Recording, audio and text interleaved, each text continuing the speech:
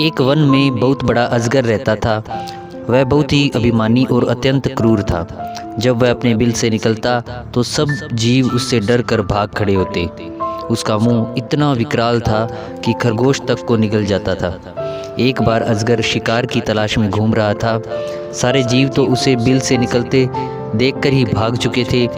उसे कुछ न मिला तो वह क्रोधित होकर फुंफारने लगा और इधर उधर खाक छानने लगा। वहीं निकट में एक हिरनी अपने नवजात शिशु को पत्तियों के ढेर के नीचे छिपाकर स्वयं भोजन की तलाश में दूर निकल गई। अजगर की फुंफार से सूखी पत्तियां उड़ने लगी। हिरनी का बच्चा नजर आने लगा। अजगर की नज़र उस पर पड़ी। हिरनी का बच्चा उस भयानक जीव को देखकर इतना डर गया कि उसके मुंह से चीख तक न निकल पाई। अजगर ने देखते ही देखते नवजात हिरण के बच्चे को निगल लिया। तब तक हिरनी भी लौट आई थी, पर वह क्या कर सकती थी। आंखों में आंसू भर जड़ होकर दूर से ही अपने बच्चे को काल का ग्रास बनते देखती रही। हिरनी के शोक का ठिकाना न रहा। उसने किसी न किसी तरह से अजगर से बदला लेने की ठान ली।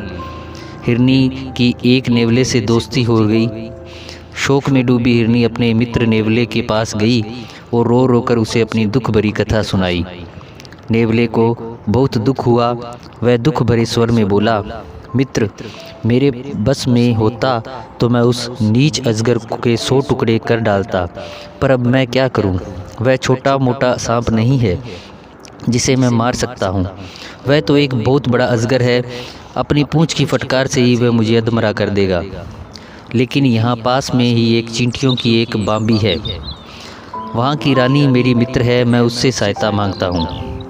हिरनी ने निराश होकर कहा, पर जब तुम इतना बड़ा जीव होकर भी उस अजगर का कुछ नहीं बिगाड़ सकते तो वह छोटी सी चींटी क्या कर लेगी?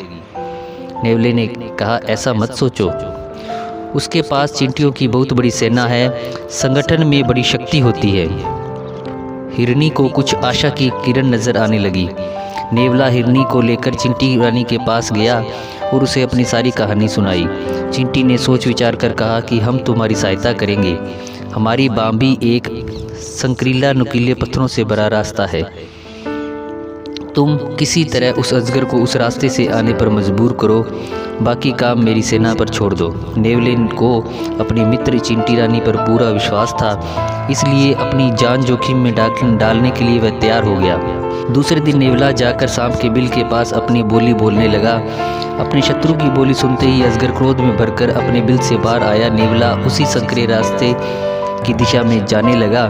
अजगर ने उसका पीछा किया। अजगर रुका तो नेवला मुड़कर फुंफारता और अजगर गुस्सा दिलाकर फिर वापस उसका पीछा करने के लिए मजबूर हो जाता। इसी प्रकार नेवले ने संकरीले रास्ते से गुजरने पर मजबूर होने से नुकीले पत्थरों से उसका शरीर छलनी होने लगा। जब अजगर उस रास्ते से बाहर आया तब वह उसका काफ़ी शरीर छिल चुका था और जगह जगह से उसका खून टपक रहा था। उसी समय चींटियों की सेना ने उस पर हमला कर दिया। चींटियों ने उसके शरीर पर चढ़कर छीले स्थानों के नंगे मांस को काटने लगी।